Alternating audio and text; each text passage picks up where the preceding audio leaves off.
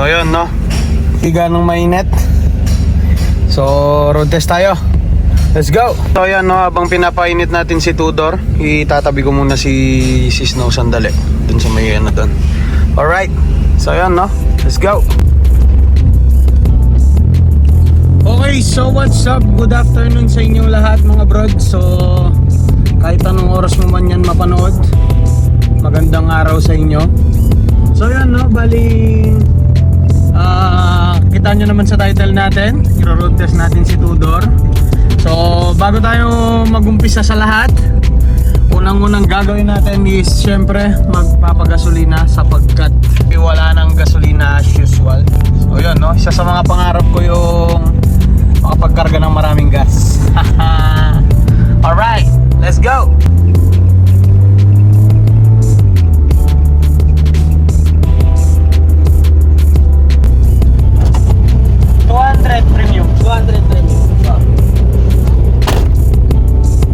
Okay, so what's up, no? Bali nakapagpagasa tayo. So ngayon, straight to the point, pag-usapan natin agad-agad na magkano ba nagastos ko kay Tudor dun sa pagpapagawa sa kanya. Actually, kung makikita nyo dun sa video ko, pinakita ko naman dun. Actually, dun lang yung resibo.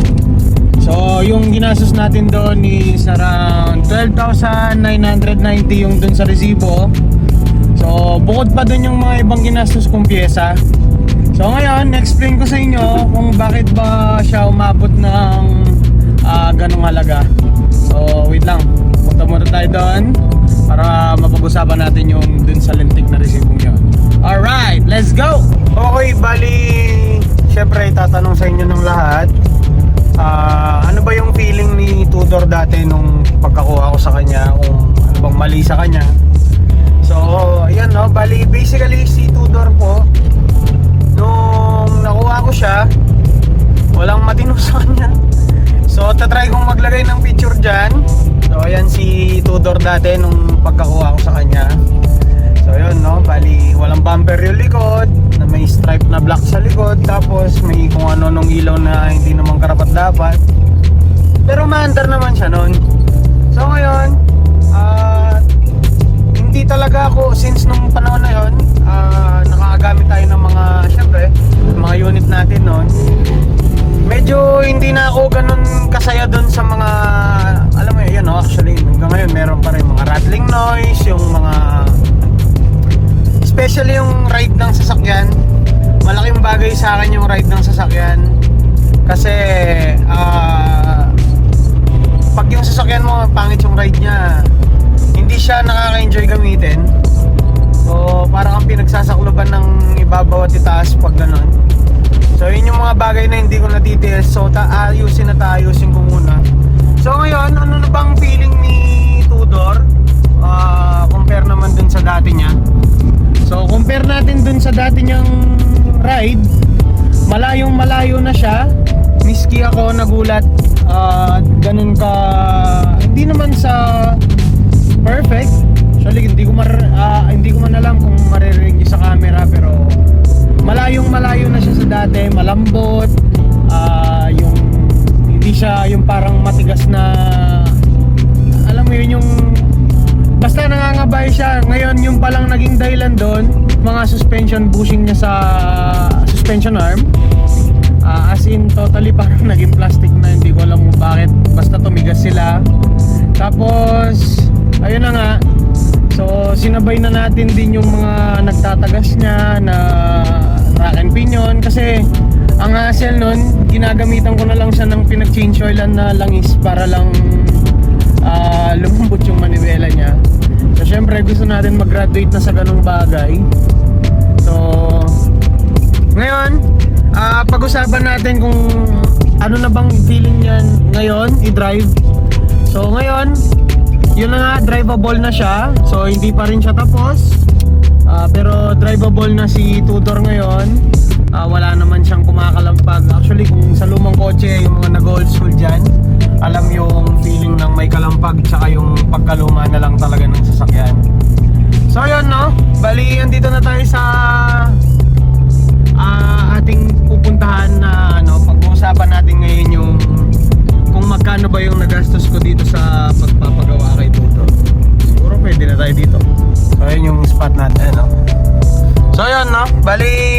muna tayo, syempre.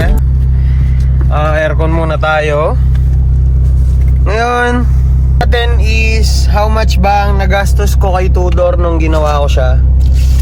Ito nga pala yung resibo ko. Tayong brake hose, ball joint, tie rod, rack and pinion bushing, steering boot, rack and pinion kit. Ito yung pinakamahal sa mga binili natin. So 3,600 yan kasi original yan na Nissan.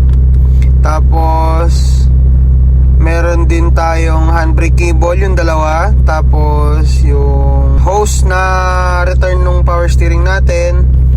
Tapos steering fluid, gear oil, seal trash yung nandun sa itaas ng nabigla ako dun sa presyo nun kasi tig 450 ang isa, so 900 yung dalawang yon, plastic lang. Tapos yung cross joint na maliit 480 pala yon, hindi pala siya 250 lang. Bali yun yung mga pinalitan muna natin kay Snow. So that is 12,990 pesos plus yung CV joint pa na huli ko na lang nilagay. Actually hindi ko na vinlog yung pagbili ko doon. So pinalitan ko rin yung isang CV joint niya kasi butas na yung boot, tapos lumalagutok na siya pagka nililiko. So yun, bali ngayon pag-usapin na lang natin ngayon lahat. Ano na bang feeling ni Tudor ngayon? Ano na bang feeling niya sa sakyan? So hindi naman po siya perfect.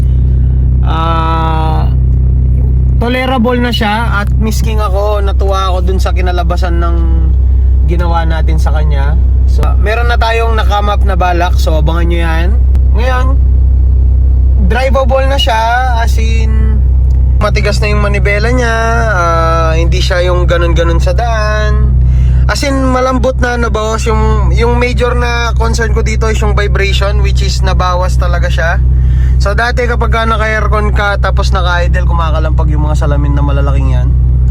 Kasi syempre, dalawa lang pinto niya, boy. Sali, next is tapos na ba yung pag-ayos natin sa kanya? Dito na papasok yung kasamaan na loob. So medyo hindi pa po siya tapos, marami-rami pa. As in marami pa po yung gagawin natin kay Tudor. In fact, yung listahan natin dala-dala ko. Dadagdagan pa natin yan. So yun, no? Ano ba yung mga mali sa kanya ngayon? Unang-una, matigas yung kanyang preno, as pinakita ko naman dun sa pagro-road test natin ng konti dun sa isang video. Matigas yung kanyang preno kasi binaypass ko yung hydroback niya. Kasi pagka inapakan mo yung preno, nasisira yung idle niya. Tapos yung kanyang rear glass molding, actually yan, napalitan ko na yan. Bago na yung nakalagay dyan. So panoorin nyo, abangan nyo yung next vlog natin kay Tudor. Pinakita ko kung paano namin siya pinalitan doon. Tapos yun nga, brake booster, yung dalawa niyang brake cylinder. So sadly, nung pagbukas ko dun sa kanyang brake drum sa likod, hindi ko na lang pinakita para hindi masira yung mood natin dun sa panonood ng video. Pero pagbukas ko dun sa brake drum niya sa likod, tatagas yung isa, tapos putol yung brake bleeder niya, and then yung isa putol lang yung brake bleeder. So ngayon, binaypass ko muna yung isang nagtatagas na yon. Actually hindi, naputol yung kanyang fitting. So yun, isa pa yon. Yung kanyang lumalangit-ngit sa likod. So may duda ako na parang shock mount pala yata yung may diferensya doon. So next is yung shock absorber, kung kakayanin papalitan ko din yon para talagang matagal-tagal natin siya gagastusan ulit kasi one time big time lang to. So Tudor, sulit-sulitin mo na. Isa pa pala is yung carburetor niya. So na-stock siya ng matagal. So kung sa naalala ko, sinervisan ko yung carburetor na to noong 1995 pa yata. De, joke lang. Kuha ko dito sa carb na to, palagay ko isang beses ko pa lang siya nilinisan. So siservisin na rin natin yan kasi meron siyang nararamdamang hindi tama ngayon. So maganda yung idle niya, pero pagka inupakan mo na RPM, nabubulunan. Ayun o, ayun o, nadidelay siya. So hindi natin yon, sabay service na nung carburetor niya. Tapos exhaust leak, meron siyang siguro, ang idea ko is siguro nung tumaas yung makina natin, nung pinalitan natin yung mga engine mount niya, nawala sa pagkakaline. So baka may sumingaw whatsoever. So yun pa lang naman yung mga nakikita kong kailangan niyang gawin ulit. Ito na yung ating white folder. So i-cross out natin yung mga naayos na natin. Ano ba dito yung mga naayos na natin? Ito 1/2 pa lang, so ito pa lang ito pa lang itatanggalin natin. Kasi harap pa lang yung natapos natin. Pati itong brake service na to, kalahati pa lang yung natatapos. So gear oil napalitan na natin. Yun nga pala, yung gear oil pinalitan ko yan kasi nung bagong pag-andar niya nung pagsalpak ng makina, pag umiinit na siya, pag yung transmission niya umiingay, tas pag inapakan mo yung clutch nawawala yung ingay. So yun, no? Lang po sa mga bumibili ng second hand na sasakyan. So madalas na idadailan sa inyo ng magiging seller ng sakyan nyo pag ganun yung issue niya is release bearing. So maging cautious po kayo. Medyo hindi po tama yon kasi transmission po yon. So pagka nangyari yon na hindi nakuha siya sa gear oil, merong shit na mali na dun sa loob ng transmission. So gastos yun. Ngayon, next tayo. Yung leak niya, ito kasi ang pine-pertain ko dito. Yung pinakamalakas na nagtatagas kasi nito is yung power steering niya. So wala naman leak yung engine bay natin. So itong leak nito, nawala na to kasi yung leak na to galing to sa rack and pinion niya. Ito yung pinakamalakas. Tapos ang akala kong sirang steering pump, sira lang pala yung kanyang return hose. So pwede na natin i-cross out to.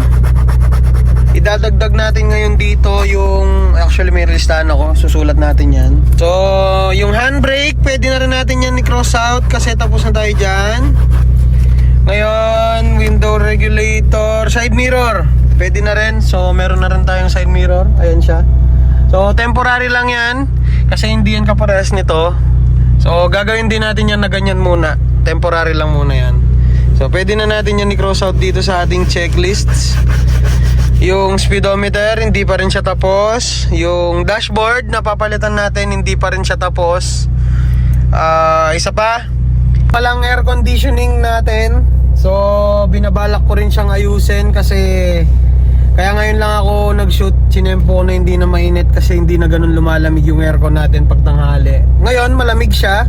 So kung mapapansin nyo hindi siya nag-automatic. So yan, isa rin yan dito sa ating checklist. Tapos ang ating fog light hindi pa rin tapos. Yung horn, ito yung nakakatuwa dito sa lintik na to. Bigla na lang siya umandar. So pwede na natin yan i-cross out. Pero i-double check pa rin natin yung trouble niya doon, ba't siya naglo-loose. So thermostat, wiper blade, tires. Yung tires, pwede na muna natin siyang i-cross out since meron nagpairam sa atin ng mga gulong. Registration at engine support. Ito, tapos na tayo dito. So ngayon, eto na, gagawa na tayo ng panibago. Ito yung mga nakikita pa nating mali sa kanya. Kagaya nga ng sinabi ko, yung kanyang, ano ba yan? Wala akong lamesa. Yung kanyang rear glass molding, tapos yung brake booster, tapos wheel cylinder, brake shoe, tapos shock absorber, rear, tapos shock mount, tapos yung carb service, yung exhaust leak, ano ba, yung gear shift, ano tawag doon? Gear shifting seal. Yan. So yun, yun pa yung nadagdag natin. So katulad nung sinabi ko dun sa unang video, all throughout this series, dadagdagan at dadagdagan pa natin to the point na pwede na talaga natin siyang ipaglayo. So abangan nyo next video. Medyo marami-rami tayong gagawin. Susubukan natin kung hanggang saan yung kaya ng powers natin. So next is payo sa mga balak bumuo ng lumang kotse. So ano ba yung mapapayo ko? So unang-una, lakasan mo yung loob mo, huwag kang susuko kasi ganyan talaga. Kasama yan sa buhay car guy, car whatever. So ganyan talaga, yan yung nagpapasaya sa pagpa-project natin actually, yung challenge na mabuo mo yung kotse, yung fulfillment pag nabuo mo yung kotse. Tapos ang mapapayo ko lang is yun nga, kagaya ng sinabi ko nina, huwag ka susuko kasi ganyan talaga yan, pinasok mo yan. Tapos sa pagpapagawa ng mga kotse nyo, so ako swerte ko lang kasi ako yung gumagawa mismo sa auto ko. So kung ikaw wala ka namang, actually hindi ka mechanically inclined na tao, so ang pinakaunang kailangan mong gawin is humanap ka ng mekaniko na reliable, yung hindi ka lulukuhin. Tapos yung tropa mo syempre. Tapos yung mekaniko na hanapin mo din dapat is kabisado niya yung pinapagawa mo sa kanya, hindi yung oh kaya ko yan, hindi naman pala. So yun no, bali. Tapos budget, mag-prepare ka ng maraming budget kasi hindi mauubos yung gagastusin mo dyan. Actually ako, nag-uumpisa pa lang ako dito sa project kong to.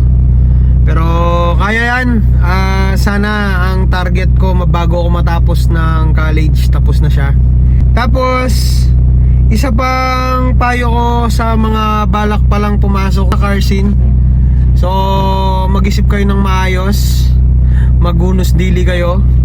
Baka mamaya masira ang pamilya nyo, o baka mamaya ma-stress kayo ng maigi. So alamin nyo muna po yung pinapasok nyo bago kayo pumasok sa gusto nyong pasukan. So abangan nyo yung next vlog ko. Ayusin pa natin yung nandito sa ating mga listahan. Bali, basta panoorin nyo na lang. No guys, salamat dun sa 4,000 plus na views nung isang video ko. Hindi ko in-expect na ganun karami yung manonood. So sa 4,000 viewers na yun at sa mga susunod pang manonood ng ating mga video, maraming salamat po pala sa inyo.